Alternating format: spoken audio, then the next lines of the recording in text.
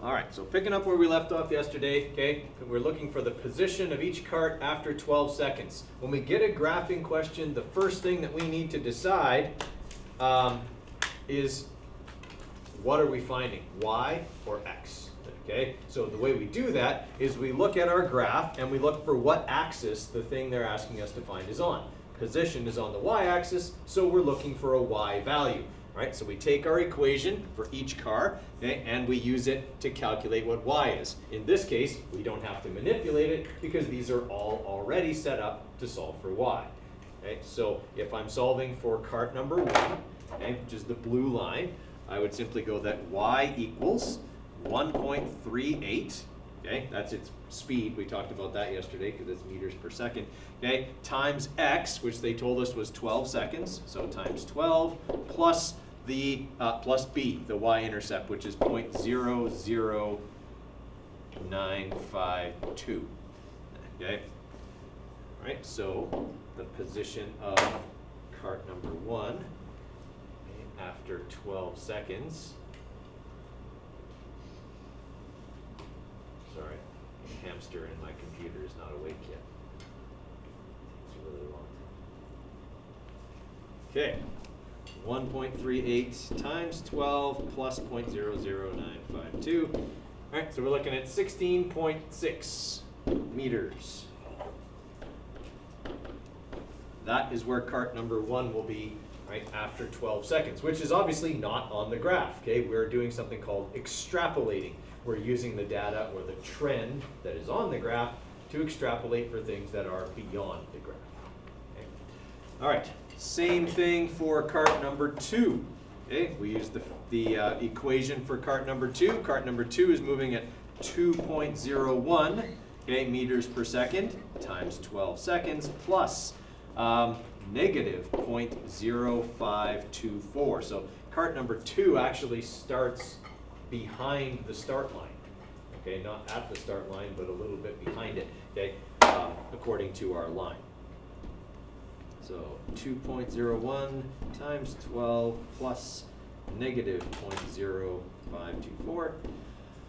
So we're looking at 24.1 meters as the position for that car. Okay, everybody with me there? And then for our last car, I don't have a yellow one, so I'm just going to use green. Okay, y equals 3.39, because that's our fastest car, times 12 plus 0.0381.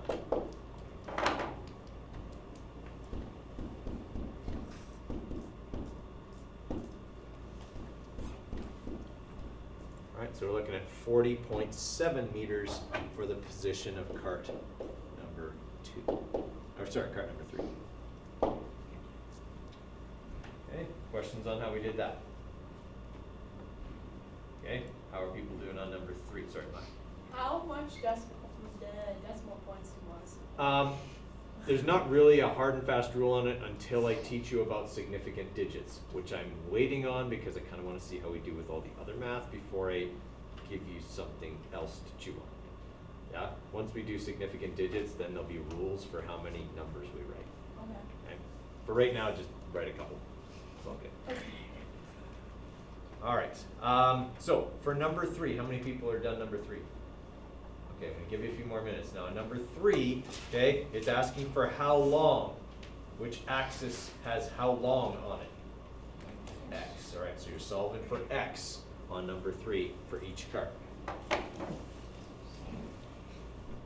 All right, so for number 3, okay, we're solving for x. So we've got to take y equals m times x plus b and solve for x. So what do I move first? Yeah, I move the b over, but I do that by subtraction. Okay, so I've got y minus b equals m times x. To move the x over, I would divide. So y minus b, whoop, sorry, I want to solve for x. I'm going to divide by m, sorry, equals x. Okay, that's going to be our manipulated formula for all 3 of these operations. All right, so for cart number 1, okay, x is going to equal 50 meters, because they want to know how long it takes to go 50 meters, minus b, which is so small, 0.00952, okay, divided by m, which is 1.38. Now, really what we're doing here is we're taking the displacement and we're dividing it by the speed, which leaves us with time. Whoa. Okay, we're really just manipulating t equals d over v, right? Everything we're doing here is really just a manipulation of v equals d over t. I'll show you why that is in just a minute. All right, so for that one, okay, we're going to have 50 minus 0.00952, which makes virtually no difference, divided by 1.38. Okay, so 36.2 seconds for that one. Okay, so that'll probably be our biggest time because that's our slowest, okay, cart. All right, and then for cart number 2, same manipulation. X is going to be 50 minus, in this case, negative 0.0524 divided by 2.01.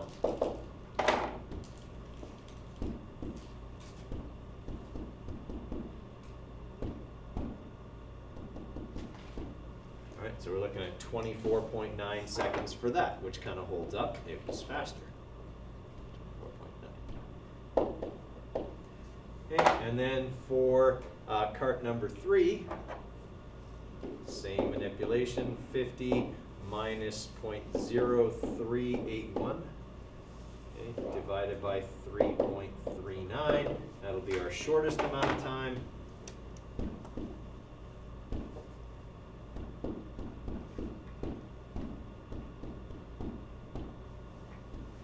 All right, so looking at 14.7 seconds for that. Okay, everybody all right with how those work? Okay, so on this particular graph, on a position versus time graph, okay, the slope, that is m, is the object's velocity, right? And here's why. Our formula for velocity is displacement divided by time. Are we okay with that? Okay? And one of the ways we calculate displacement is to take the final position, subtract the initial position, and then divide by time. Everybody okay with that? We kind of talked a little bit about that before. All right. When I calculate the slope from this graph, okay, remember that slope is m, okay? I subtract b over to this side, and then I divide by x. Okay, y is any position on that line.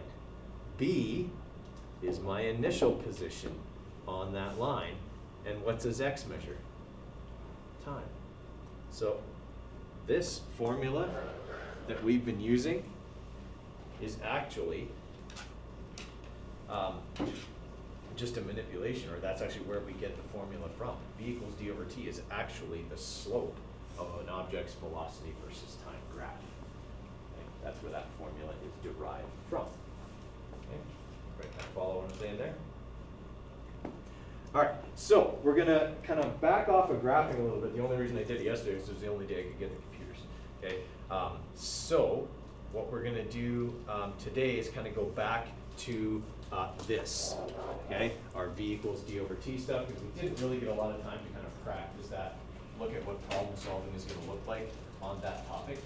Okay, so we're going to be working out of our digital workbooks today. So just as a reminder as to where you find that. Okay, if you go into Google Classroom on your phone, okay, it's in worksheet packages. You want the physics one, right? And when you open that up, okay, the first, what is this, page 2, I think? Yeah, this is on page 2, so it's right after, okay, right after this. Okay, we've actually done questions 1 and 2. So I would like you guys to actually start on number 4. Okay, so I'll leave these ones up here, but obviously it's probably easier for you to read it on your phone at your desk. Let's see how we do. All right, so question number 4, we've done a few questions like number 4, the 2-part questions, where you got to do part 1, part 2, and then get your totals. Okay, so we've done a few like that. We'll give you guys a little bit of time to try those on your own, and then we'll work through any that are giving us trouble. Okay, so looking at question number 9 here, we're comparing the 2 runners. We want to figure out how much of a head start the old runner needs in order to arrive at the finish line at the same time as the younger runner. So what we really need to find is how long does it take each runner to run 10 kilometers? Okay, once we know that, then we know the difference.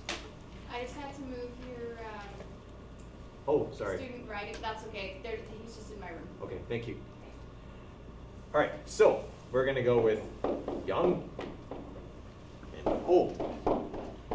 Okay, so the young runner is running 10.0 kilometers, which I probably want to turn into what?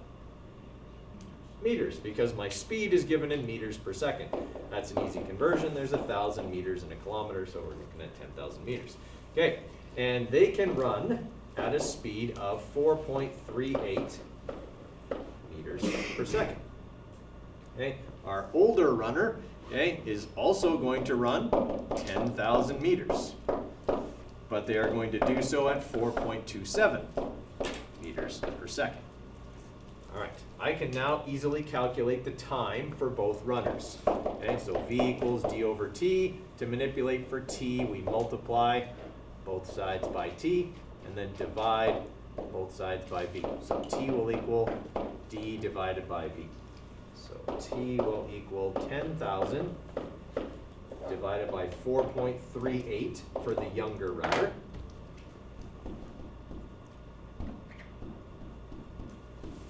Okay, so he's going to take 2,283.1 seconds.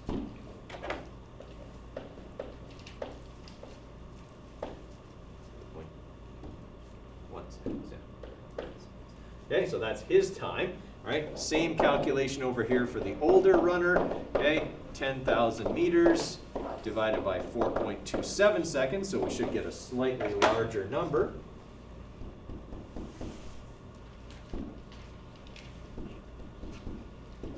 Okay, 2,341 seconds.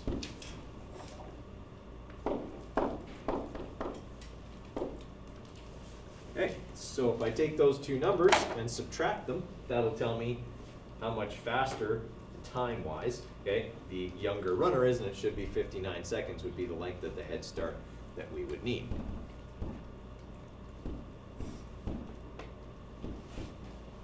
Right, 58.8, so 59 seconds. All right, so we'll do that. Can you go number 4? Number 4?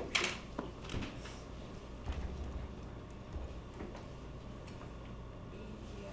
The bus? No.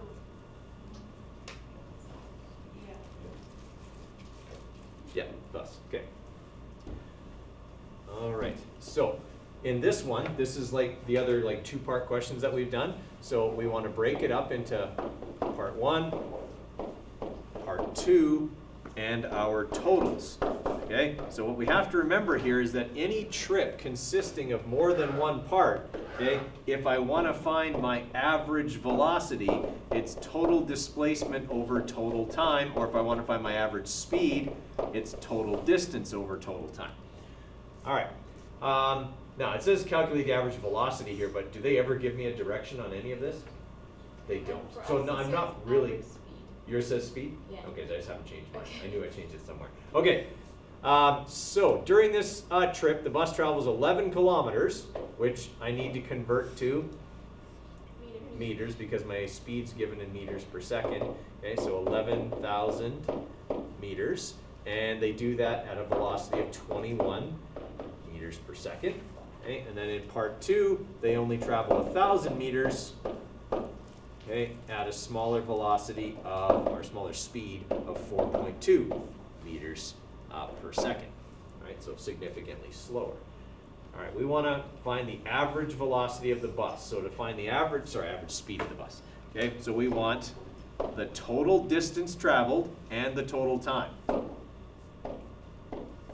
Right now, I can get the total distance. Okay, the total distance is how much?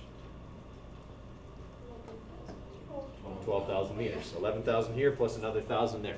All right, so 12,000 meters. All right, can I get the total time right now?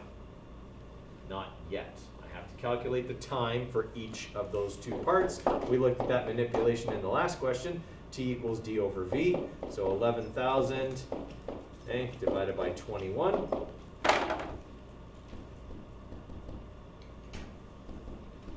All right, so 523.8 seconds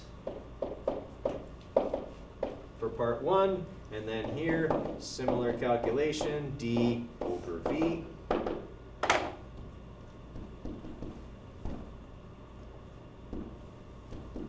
That's 4.1, right? 4.2. All right, 238.1 seconds. Okay, so now I can get my total time. So I'm just going to take these two numbers here in my calculator, add them together, and my total time is 761.9 seconds. Now I can get my average speed by simply dividing those two numbers. Okay, so my average speed is 15.8 meters per second. Or 16, actually. There's two significant digits, so it should just say 16 meters per second, which I think it does on your sheet, yes. All right, does that make sense, Bud? Okay. Any other ones giving us trouble? Don't be shy about asking, guys. Chances are, if you had trouble with someone else did too. Number 7. 7. Okay. So that was 4, 5, 6, 7. Saeed, I wait it. Yeah. Okay. So this is an old record. It's been broken, obviously, since 1985. Okay. But Saeed Ayuweta was one of the Kenyan runners who trained on Mount Kilimanjaro, and they kind of brought in altitude training.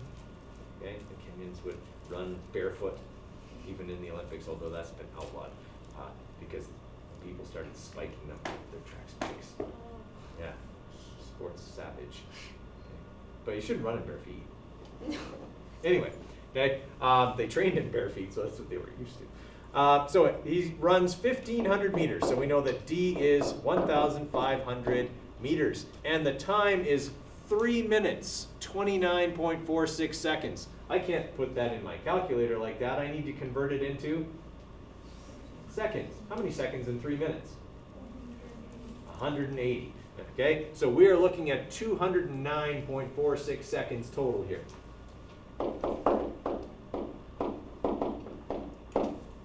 All right, so what's the average speed? Okay, 1,500 divided by 209.46 should give me 7.16 meters per second.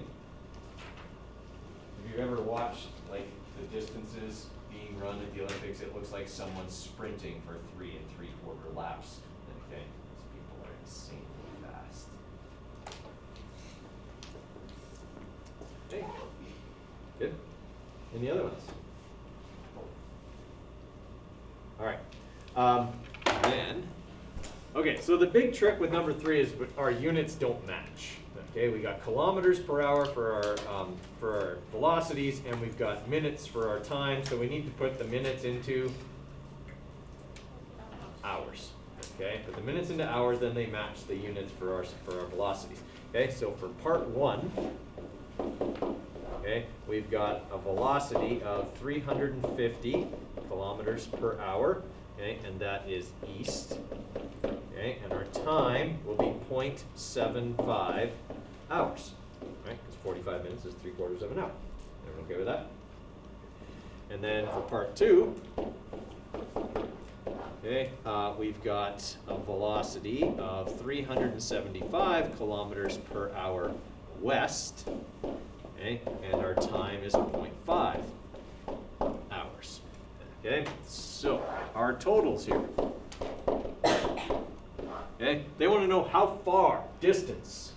So actually a scalar quantity, okay, does the plane travel? What's its displacement? So that's a vector quantity. And then average speed for the entire trip.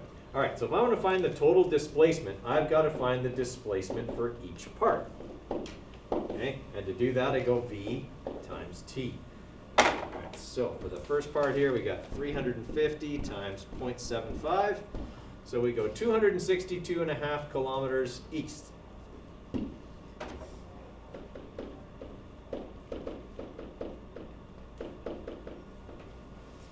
All right, and then for here, okay, same calculation, 375 times 0.5. All right, so 187.5 kilometers west.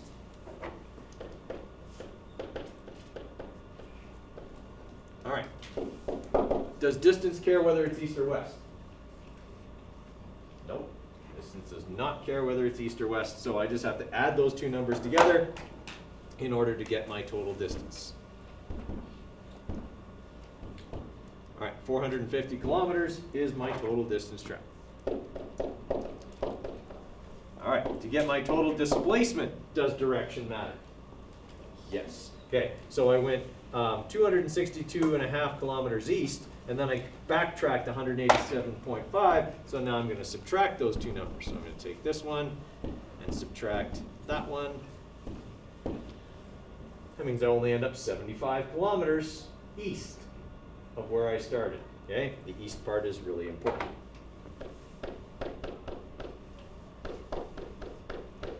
Okay, average speed. How do I calculate average speed? Total distance divided by total time. Okay, I haven't calculated the total time, but it's 1.25 hours. 0.75 plus 0.5. Okay, so V equals D over T. 450 was my total distance divided by 1.25, which is my total time. Okay, 450 divided by 1.25. Okay, 360 kilometers per hour is the average speed of the plane. Okay, if I wanted to calculate the average velocity, could I also do that? Okay, average velocity is total displacement, which I have, divided by total time, which I also have. Okay, so I would also be able to calculate that as 0.75 over 1.40. Okay, all right, tomorrow is Thursday. You will have a quiz on V equals D over T stuff. I will post questions that will be very much like what you will write on Thursday after school. Okay? All right.